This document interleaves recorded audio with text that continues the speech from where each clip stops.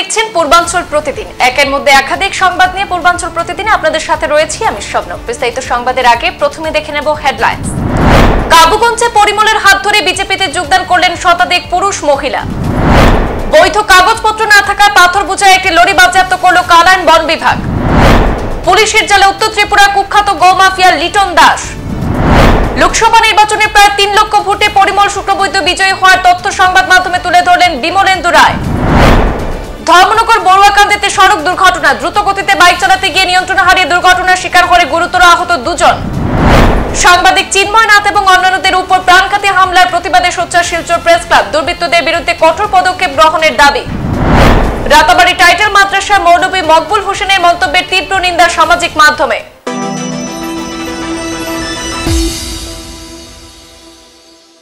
আসন্ন লোকসভা নির্বাচনে শিলচর আসনে বিজেপি 2.5 লক্ষ ভোটের ব্যবধানে জয় নিশ্চিত করবে বলে আশাবাদী পরিমল শুক্লবৈদ্য।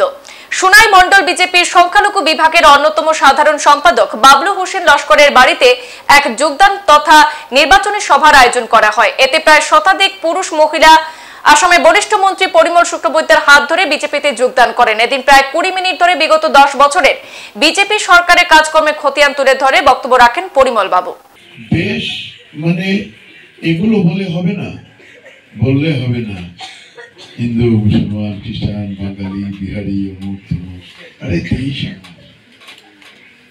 ঠিক আছে, ফেডারেল স্ট্রাকচারে রাজ্য হবে, আর রাজ্য কোনো না কোনো জায়গায় সব মিলিয়ে আমরা লোকসভায় বসে চিন্তা করব যে কিভাবে এই রাজ্যগুলো অর্থাৎ সবের সম্মিলিত প্রয়াসে কিভাবে রাষ্ট্রকে উন্নত করতে পারে, যার জন্য মোদীজি তার আগেও প্রধানমন্ত্রী দেখেছি বেন্ডিজলা ব্রিজ চালাইবার লাগিয়া দেশের সোনা বন্ধক দিতে হয়েছে। হ্যাঁ, ফ্লাইটে করে বাবারা, ফ্লাইটে করে নিয়ে গিয়ে দেশকে কেউ বিশ্বাস করে না। আর তখনও এখানে অনেক আছেন বিভিন্ন দলের ঝান্ডা নিয়ে ঘুরছেন রাস্তায় রাস্তায়, বলছেন যে অমুক টান লোকে তমুক টান লোকে। মোদীজি হওয়ার পরে তো বড় রেলগাড়ি দেখছি, তার আগে তো বেজান ভাষণ শুনছি না নি। হ্যাঁ, তারাপুরের দ্বারও তারাপুরু বাড়ি ধরে রামনগর। দেরিতে হলেও অভিযানে নামলো কালাইন বন বিভাগ। জাতীয় সড়কে ওঁত পেতে বসে পাথর বোঝাই লরিতে তল্লাশি চালানো বন বিভাগ। বৈধ কাগজপত্র না থাকায় বাজেয়াপ্ত করা হয়েছে পাথর বোঝাই একটি লরিকে। ওভারলোড এবং নথিবিহীন পাথর বোঝাই লরির দৌড়াতে অতিষ্ঠ জনগণ। শেষ পর্যন্ত অভিযানে নামলো কালাইন বন বিভাগ। রেঞ্জ অফিসার পঙ্কজ কলিতা বনকর্মীদের নিয়ে পাথর বোঝাই লরির নথিপত্র যাচাই করেন। এতে পাথর বোঝাই লরিতে পাথরের বৈধ কাগজ না থাকায় লরিটিকে বাজেয়াপ্ত করা হয়। বাজেয়াপ্ত করা লরি বর্তমানে কালাইন বন বিভাগের অন্তর্গত শিয়ালটেক বিট কার্যালয়ে হেফাজতে রয়েছে। অবশেষে পানিসাগর দেওছড়াতে কুখ্যাত গো মাফিয়া লিটন দাস ওরফে নান্টু উত্তর ত্রিপুরা জেলার ধর্মনগর থানার পুলিশের জালে ধরা পড়ল। লিটন ওরফে নান্টু দীর্ঘদিন থেকে গবাদি পশু পাচারের সঙ্গে যুক্ত। তার নামে একাধিক অভিযোগ রয়েছে।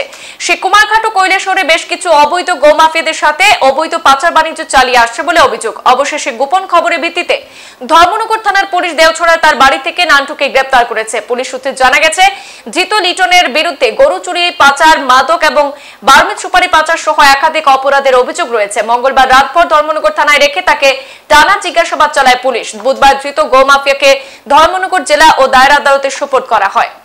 গত পরশুদিন আনন্দবাজারে নাকা পয়েন্টে 2টি বোলেরো গাড়ি ডিটেইন করা হয়েছিল এবং 2টি বোলেরো গাড়ির থেকে 9টা মহিষ পাওয়া গিয়েছিল, যেগুলিকে আমরা সিজ করেছি।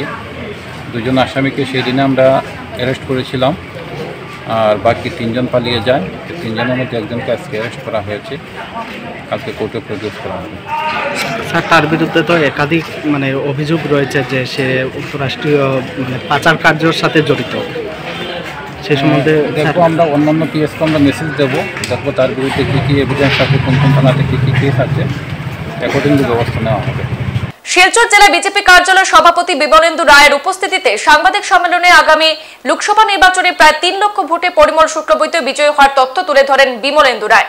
তিনি বলেন, অন্যান্য বছরের চাইতে এবছর বিশাল ভোটে বিজয়ী হবেন সাংসদ প্রার্থী পরিমল শুক্লবৈদ্য। সম্প্রতি বিজেপি দল ত্যাগ করে কংগ্রেস দলে যোগদানকারী সুনাই প্রাক্তন বিধায়ক আমিনুল হক লস্করের উক্তি খণ্ডন করে তিনি বলেন যে 2021 সালে নির্বাচনে হারার জন্য 2024 সালে উনার হারার কারণ পরিমল শুক্লবৈদ্য বলে যে তথ্য আমিনুল হক লস্কর তুলে ধরেছেন তা সম্পূর্ণ ভিত্তিহীন। যদি তেমন কিছু থাকতো তাহলে 2021 সালে নির্বাচনের পর তিনি এই কথা বলতে পারতেন। আগামী 3 এপ্রিল প্রায় 20,000 সমর্থকদের নিয়ে মুখ্যমন্ত্রী হিমন্ত বিশ্ব শর্মার উপস্থিতিতে মনোনয়নপত্র জমা দেবেন প্রাক্তন সাংসদ পদপ্রার্থী বিজেপি দলের প্রাক্তন ক্যাবিনেট মন্ত্রী পরিমল শুক্লবৈদ্য। উন্নয়ন এবং প্রগতি কর্মকাণ্ডকে সামনে রেখে এবারে তাদের নির্বাচন যাত্রা প্রধানমন্ত্রী নরেন্দ্র মোদীর সবকা সাথ সবকা বিকাশ এই বিশ্বাস এই মন্ত্রকে হাতিয়ার করে নির্বাচনে বিশাল ভোটে জয়ী হওয়ার আশা ব্যক্ত করেছেন বিজেপি সাংসদ পদপ্রার্থী পরিমল শুক্লবৈদ্য। দেখুন, নির্বাচনের প্রার্থীকে কোনোভাবে হালকা নিতে হবে, সে কংগ্রেস হোক সিপিএম হোক বিজেপি। এখন জনগণ ওদের উপরে কি নেবে আমি জানি না। আমি যেহেতু ভারতীয় জনতা পার্টি করি, আমার একটা ভোটের ইয়ে চাই, কাজে আমি ওদেরকে হালকাভাবে দিচ্ছি। আপনি উন্নয়নকে ইস্যু বললেন, বেতুকান্দি বাঁধ এখনো সংস্কার হয়নি, তারাপুর শিববাড়ি বাঁধের বেহাল অবস্থা, মাল্টি স্টোরেজ বিল্ডিং এরও কোনো খবর নেই। আপনাকে বেতুকান্দি কে বলে? বেতুকান্দি লাস্ট টাইমে বিজু হাজারে এসছে, কাজ করে আবার এখন কমাস বাকি, বৃষ্টির এখনো অনেক কাজ বাকি। বলছে কাজ দেখুন, কাজ হচ্ছে না, কে বলছে? শিববাড়ি রোডে কাজ করছে, মাটি ফেলা হচ্ছে, ইয়ে করছে, ও সয়েল টেস্টিং করেছে, সয়েল টেস্টিং এর রেজাল্ট আসবে। মেনটেন হচ্ছে না, শিববাড়ি রোডে মেনটেন হচ্ছে না কোনো ধরনের। শিববাড়ি রোডে পুরো রাস্তা ভালো হয়ে গেছে, কোনো রাস্তা ভালো, এখন 24 ঘন্টা তোলা।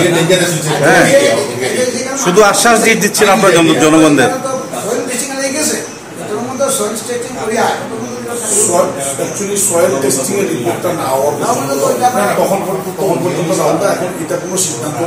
কিন্তু বিভৎস যে রূপটা, এটা একটা অনগোয়িং প্রসেস। এই প্রসেসের মাধ্যমে নিশ্চিতভাবে যে আগামী কয়েকদিনের ভিতরে এটারও সুরাহা হবে, সেটা অনেকেই আশ্বাস দিয়েছেন। বিগত কয়েকদিন ধরে এলাকার 24টা গলির মানুষরা ভোট থেকে বঞ্চিত থাকবেন, ওরা ভোট দেবেন না বলে বলছেন।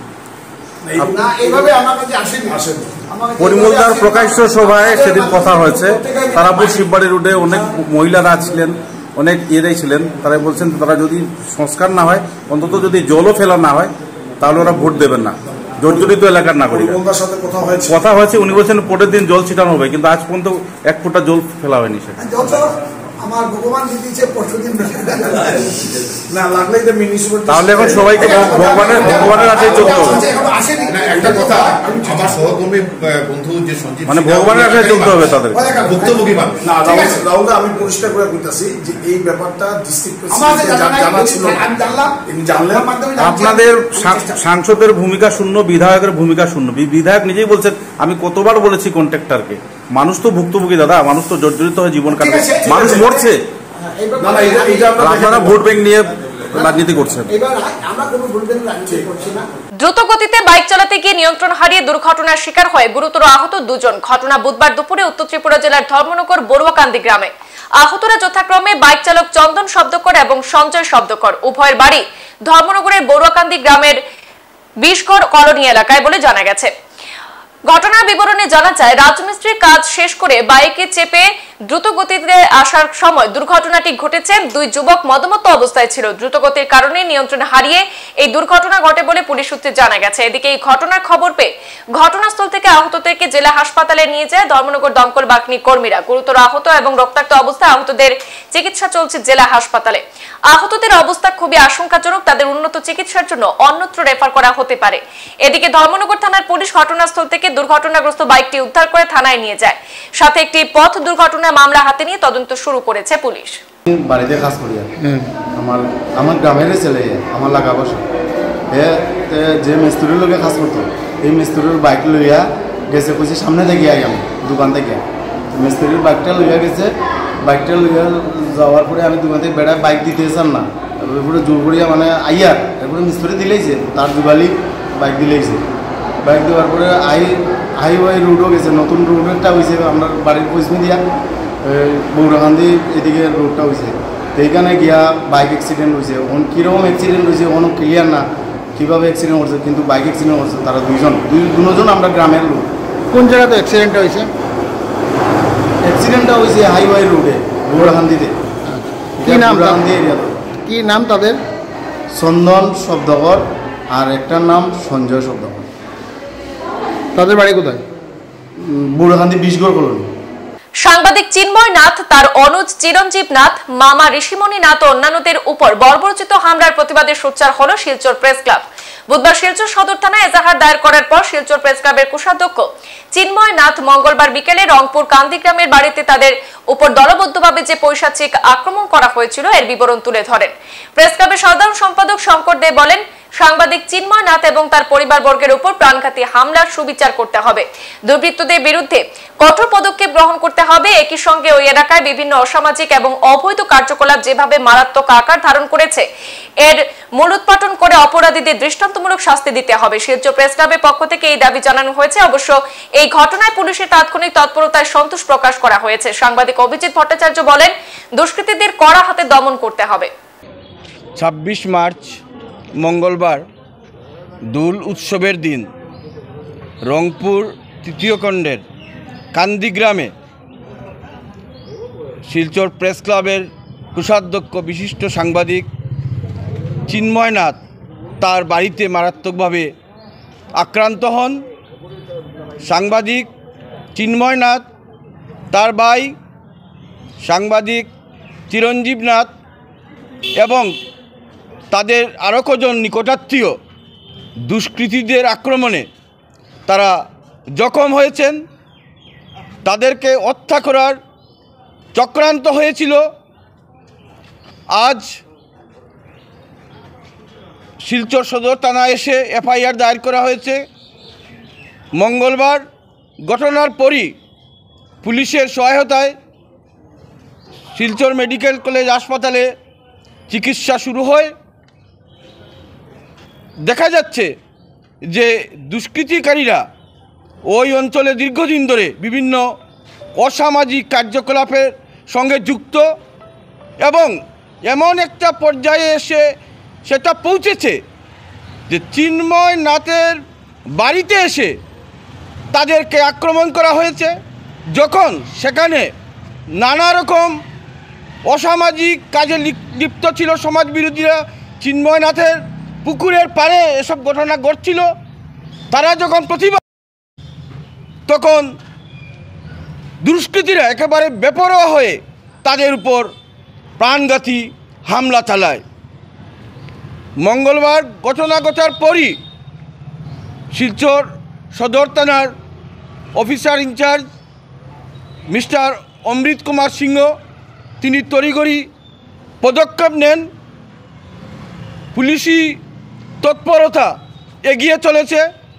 আমরা আশা করব যে এই ঘটনার সঙ্গে যে সকল দুর্বৃত্তরা জড়িত সবাইকে চিহ্নিত করে তাদের অবিলম্বে গ্রেপ্তার করা হবে। কয়েকজনকে ইতিমধ্যে গ্রেপ্তার করা হয়েছে তাৎক্ষণিকভাবে, এবং আরও যারা যুক্ত সবাইকে অবিলম্বে গ্রেপ্তার করে চরম দৃষ্টান্তমূলক পদক্ষেপ গ্রহণ করতে হবে। রাতাবাড়ি টাইটেল মাদ্রাসা মৌলভী মকবুল হোসেনের মন্তব্যের তীব্র নিন্দা সামাজিক মাধ্যমে। সাপের দেশ বলে সংখ্যাগুরুর জনগণ এবং দেশের চরম অপমান করেছেন বলে সামাজিক মাধ্যমে ঝড় উঠেছে। আইনি পদক্ষেপ গ্রহণেরও দাবি উঠছে। শাসক দল বিজেপির এই সভায় রাতাবাড়ি টাইটেল মাদ্রাসার শিক্ষক মৌলভী মকবুল হোসেনের এক বিতর্কিত মন্তব্য ঘিরে তীব্র প্রতিক্রিয়া সৃষ্টি হয়েছে। মকবুল ওনার বক্তব্য রাখতে গিয়ে সাপের দেশে ব্যাঙের লাফিয়ে লাভ নেই বলে চরম অপমানজনক মন্তব্য করেছেন। মৌলভী মকবুলের এই বক্তব্যের তীব্র প্রতিক্রিয়া সৃষ্টি হয়েছে, বিশেষ করে সামাজিক মাধ্যমে প্রতিবাদের ঝড় উঠছে।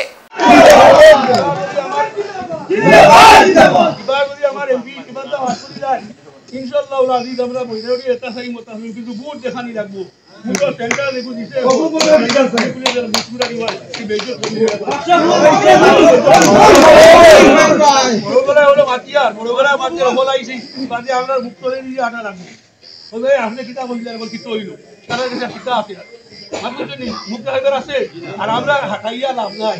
বেঙ্গল দেশ সাগর দেশ হাঁটাইয়া লাভ নাই। সংবাদ এই পর্যন্তই, ফিরছি পরবর্তী অন্যান্য আপডেট নিয়ে। ধন্যবাদ।